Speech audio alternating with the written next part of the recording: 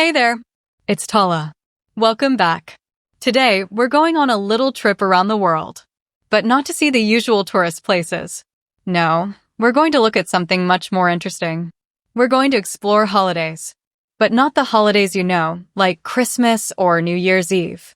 We're talking about the strangest, most unusual, and sometimes a little bit crazy holidays that people have celebrated throughout history. Some of these are still celebrated today. Some of them have been forgotten, but all of them are fascinating. And the best part? We'll learn about them in simple, easy English together. So get comfortable. Maybe grab a cup of tea. And let's travel through time and around the world to discover the strangest international holidays ever created. Let's start with a holiday that is exactly what it sounds like. Number 10 is International Talk Like a Pirate Day. Yes, this is a real thing. Every year on September 19th, people all around the world talk like pirates for a whole day. They say things like, "Ahoy, matey," instead of, "Hello, friend." They call their friends scallywags. They might even walk around pretending to have a wooden leg. The story of how this started is pretty funny. It began in 1995 with two American friends who loved pirate culture. They just enjoyed talking to each other like pirates for fun. Then they thought, why not share this with the world? So they created a website and chose September 19th as the official day. Why that date? Well, one of them said it was his ex-wife's birthday. He wanted a day he could remember easily. And now millions of people celebrate it. It's not an ancient tradition. It's modern, it's silly, and it's wonderful. For English learners, this is a fun way to play with the language. You can try it too. Just for one day, pretend you're a pirate. It's a great way to lose your fear of speaking. Number 9 is the Cooper's Hill Cheese Rolling Festival in England. Imagine a very, very steep hill. Really steep. At the top, someone pushes a big wheel of cheese down the hill. And then, dozens of people run after it. They fall. They roll. They crash into each other. The first person to reach the bottom wins the cheese. That's it. That's the whole festival. It happens every year in Gloucestershire, England. The hill is so steep that the cheese can reach speeds of 110 kilometers per hour. People get hurt all the time. Broken bones, sprained ankles, it's common. But every year, hundreds of people still come to chase that cheese. Why? For the glory. For the fun. For the tradition. No one knows exactly how old this festival is, but some people think it might go back to ancient times, maybe even to pagan festivals celebrating the start of summer. The cheese itself is a special kind called Double Gloucester. And honestly, watching videos of this event is both terrifying and hilarious. From chasing cheese, let's go to the other side of the world for number 8, the Kanamura Matsuri, or the Festival of the Steel Phallus, in Japan. This is a fertility festival held every spring in Kawasaki, Japan. And yes, it is exactly what it sounds like. The main attraction is a giant, pink statue shaped like a male body part. People carry it through the streets. They sell candy shaped like it. They carve vegetables into the same shape. It sounds shocking, right? But the meaning behind it is beautiful. The festival dates back to the 1600s. There is a legend about a demon with sharp teeth that hid inside a certain part of a woman's body. It would bite men during their wedding night. So a blacksmith made a steel replacement to break the demon's teeth. That's the legend. But today, the festival is about safe sex, about celebrating fertility, and about praying for healthy babies. It's also a fundraiser for HIV and AIDS research. So something that seems very strange at first actually has a very good purpose. It's a reminder that different cultures have different ways of talking about life, health, and the human body. Number 7 takes us to India, to a festival that is more than 5,000 years old. It's called 𝓱𝓪𝓿, and it happens in the mountains of Himachal Pradesh. This is one of the oldest festivals in the world. And here's the amazing thing, no one knows exactly how it started. The people who celebrate it don't have a written history. They don't have a clear origin story. It's just been passed down, generation to generation, for thousands of years. It's older than most religions. Older than written language in that region. The festival is about mountain spirits, called the 𝓲𝓼𝓻𝓵𝓭. The local people believe these spirits protect their land, their animals, and their people during the long winter. At the heart of the festival are two people, the Rala and the 𝓱𝓪𝓮. They are both men, but one dresses as a bride. They wear beautiful, colorful clothes, and their faces are completely covered with masks and cloth. This is important because they are not supposed to be themselves. They become vessels, bridges between the human world and the spirit world. They dance a slow, careful dance. The whole village follows them in a procession. It feels like stepping back in time, into a world that is both beautiful and mysterious.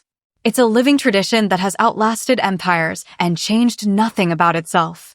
Number 6 is a festival you might have seen online. It's called La Tomatina, and it happens in Bunal, Spain. Every year on the last Wednesday of August, this small town turns red. Not with paint, with tomatoes. Thousands and thousands of tomatoes. People come from all over the world to throw tomatoes at each other. For 1 hour, the streets become a giant food fight. Trucks bring in over 120,000 kilograms of overripe tomatoes. People squish them. They throw them. They become covered in red pulp. It's messy, it's chaotic, and it's incredibly fun. The story of how it started is just as random. In 1945, during a parade, some young people got into a fight. They knocked over a vegetable stall and started throwing tomatoes. The next year, they did it again on purpose. And again. Eventually, it became a tradition. Now, it's so famous that the town has to limit how many people can come. It's a perfect example of how something that starts as an accident can become a beloved tradition. Number 5 is much darker. It's called Krampusnacht or Krampus Night, and it's celebrated in Austria and Germany. You know Santa Claus, right? He comes on Christmas Eve and gives gifts to good children. Well, in the Alps, Santa has a helper. But this helper is not friendly. His name is Krampus. Krampus is a demon. He has horns, dark fur, a long tongue, and chains that he rattles. On the night of December 5th, the night before St. Nicholas Day, people dress up as Krampus. They wear terrifying masks and furry costumes. They run through the streets, chasing people, scaring children, and rattling their chains. The tradition is very old, probably from pre-Christian times.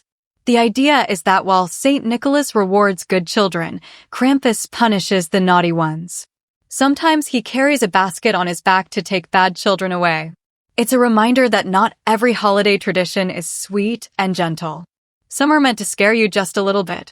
And in Austria and Germany today, Krampus runs are huge events. Thousands of people come to watch, and hundreds of men dress up as Krampus. It's both terrifying and fascinating to see. Number 4 is a festival that honors animals. A very specific animal. It's the Monkey Buffet Festival in 𝓬𝓷𝓼, Thailand. Every year in the ancient city of 𝓬𝓷𝓼, the local people prepare a feast. Not for humans. For monkeys. Thousands of monkeys live in this city, especially around the old temples. And once a year, the people set up long tables covered in food.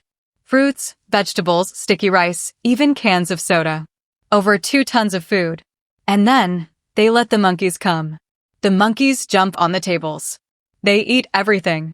They climb everywhere. It's total chaos. But for the people, it's a way of giving thanks. The monkeys are seen as descendants of the monkey god Hanuman from the Hindu story, the Ramayana. By feeding them, the people believe they are bringing good luck and prosperity to the city. It's also a huge tourist attraction now. People come from all over to watch the monkey feast. It's messy, it's noisy, and it's absolutely unique. Number 3 is a festival that involves babies and jumping. It's called El Colacho, or the Baby Jumping Festival, in Spain. In the small village of Castrillo de Murcia, a strange tradition happens every year. It dates back to 1620. Men dress up as the devil. They wear red and yellow suits and scary masks. Then, mattresses are laid out on the street. Parents place their babies under 1 year old, on these mattresses. And then, the men dressed as devils run and jump over the babies. Yes, they literally leap over the infants. The babies are perfectly safe, of course. The men jump high and clear them easily. But it still looks shocking. The belief is that this act cleanses the babies of original sin and protects them from evil spirits and illness. The Catholic Church has tried to stop this tradition many times, but the village keeps it alive.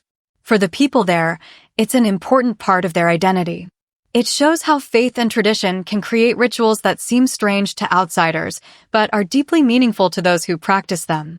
Number 2 is one of the most unusual festivals in North America. It's called Mike the Headless Chicken Day in Colorado, USA. This festival honors a chicken, a very special chicken. In 1945, a farmer named Lloyd Olson tried to kill a chicken for dinner. He cut off its head, but the chicken didn't die. The chicken, named Mike, survived. For 18 months, this headless chicken lived. Its owner fed it with an eyedropper. Mike could walk. He could try to preen his feathers. He even gained weight. He became famous. People paid to see him. Then, one night, Mike choked and finally passed away. But the town of 𝓱𝓪𝓿, Colorado, never forgot him. So every year in May, they hold a festival in his honor. There are music concerts, car shows, and of course, lots of chicken-themed food. People dress up as chickens. They have a 5K run called the 5K Run Like a Headless Chicken. It's silly. It's strange. But it's also a way for a small town to celebrate its unique history. It shows that sometimes the strangest stories come from real life. And finally, number 1. The strangest holiday on our list might be from Finland. It's called wife carrying or 𝓬𝓻𝓮𝓽. Every year in the small town of 𝓱𝓪𝓿𝓮, Finland, men compete in a race. But not a normal race. They have to run through an obstacle course while carrying a woman on their back. The woman can be their wife, their girlfriend, a neighbor, or anyone who agrees. And the prize? The winner gets the woman's weight in beer. Yes, beer. The history of this sport comes from an old legend about a bandit who stole women from nearby villages. But today, it's just a fun, athletic competition. There are rules. The woman can be carried in different styles: piggyback, fireman's carry, or even upside down over the man's shoulder. The course has sand, grass, and even a water obstacle. This festival has become so popular that it now has world championships. Teams come from over 15 countries to compete. It's physical, it's funny, and it's completely unique to Finland. So there you have it. 10 of the strangest holidays from around the world. We've seen cheese chasing, tomato throwing, devil jumping, and headless chicken celebrating. We've traveled from the mountains of India to the streets of Spain, from the temples of Thailand to the small towns of Finland. What do all these holidays have in common? They show us that people everywhere like to celebrate. They like to have fun. They like to remember their history, even when that history is strange or silly. And they like to come together as a community. For you, as an English learner, I hope this journey was fun. But I also hope it helped you learn. You heard words like tradition, festival, celebrate, ancient, and unique. You heard stories from different cultures. And you practiced your listening comprehension in a fun, interesting way. That's the best way to learn, I think. When you're enjoying the story, the language just slips in without you even noticing. Thank you for being here with me today. If you enjoyed this episode, please share it with a friend who loves strange facts. And tell me in the comments, which of these holidays would you want to try? Would you chase a cheese down a hill? Would you let a devil jump over you? I'd love to know. Take care of yourself. Keep being curious about the world. And I'll see you next time. I'm 𝓸𝓻𝓵𝓭. Bye for now.